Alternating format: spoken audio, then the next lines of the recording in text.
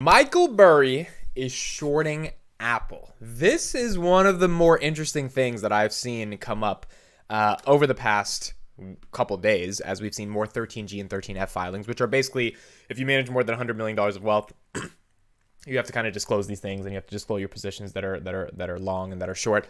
And look at some of the names that Michael Burry has. So he has Bristol Myers Squibb, Booking Holding, that's in the travel space, Discovery, that's in the entertainment space, that's an interesting one, Google, Facebook, a bunch of others, all long on those positions, all buying those positions, all bullish on those positions, and short Apple. I mean, it's really interesting. It's an 18% short, so it's kind of like he's hedging his portfolio 18%. If the market were to fall, Apple's a big part of the S&P and the Nasdaq. So if Apple were to fall, then he would make a lot of profit on the upside of Apple going to the downside, while he's betting on some of these other companies doing well. So I want to talk a little bit about why I think this is happening. Now, there's a couple of unique ideas that I think are important to discuss in relationship to Apple's future as a company that try to get to a broader, deeper understanding of if Apple truly is a company that is going to be more innovative than it has been in the past decade, or if it's turning into a value stock that's going to be good, but it's not going to grow at the levels that it's grown over the past decade. So the key thing I think that Apple has an issue with is this right here.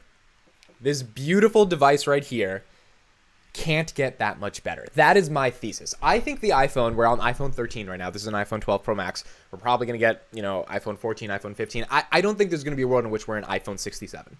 I don't think that's happening. I don't think we're having iPhone 74. Like, Apple's revenue primarily comes from hardware. Now, services is becoming bigger, but I think they did like $60 billion in revenue just from the iPhone last year.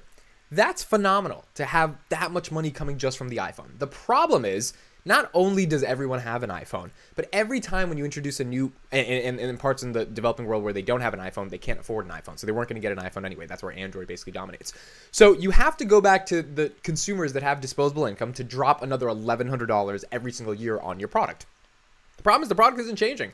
I mean, if you look at the iPhone, amazing innovation, but it's the same thing that's, pretty much for the past couple of years. I mean, what have they done? Add a little bit of a camera upgrade, make it a little bit faster. And I love every time the iPhone becomes more optimized. The problem is the expense justification to put another $1,100 in. It's not there anymore. Like, it just doesn't make sense to put that much money into an iPhone.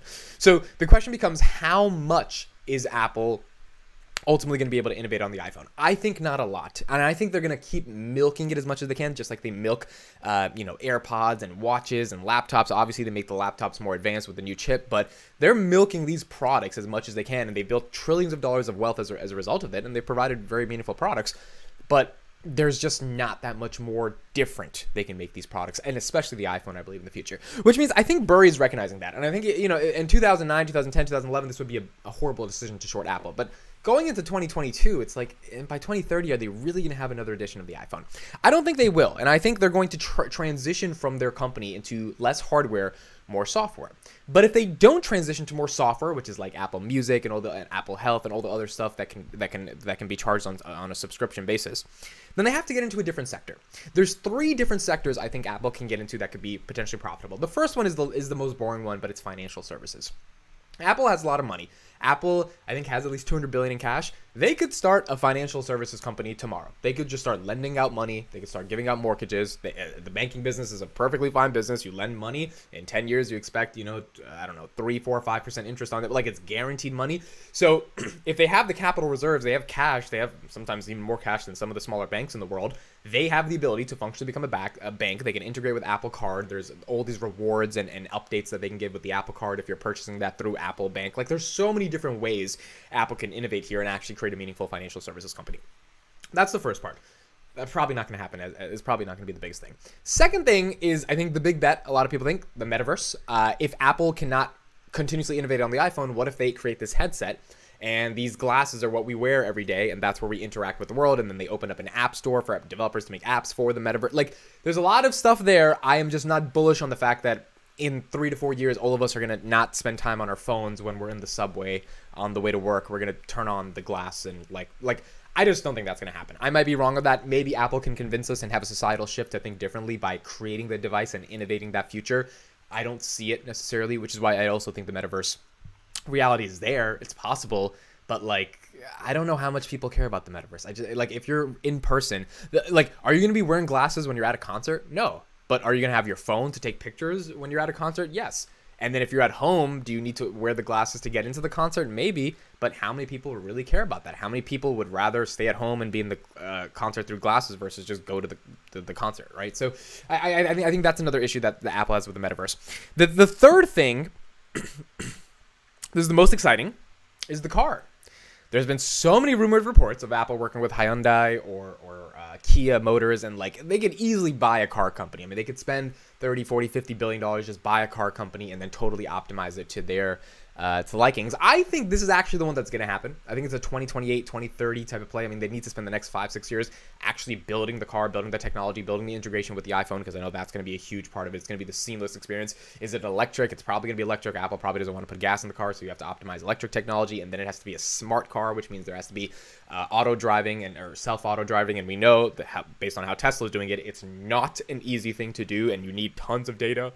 That's what Tesla has. Apple does not have that data. So it seems very difficult for me to see where Apple's going to go. Either it's this financial services thing and you can replace that with another type of idea, or the metaverse, or the car. The metaverse and the car are the most likely. I think the metaverse happens probably more over the car, but I don't think the metaverse becomes that big, which means let's say the financial services thing doesn't happen, metaverse doesn't happen, car doesn't happen. What's left for Apple?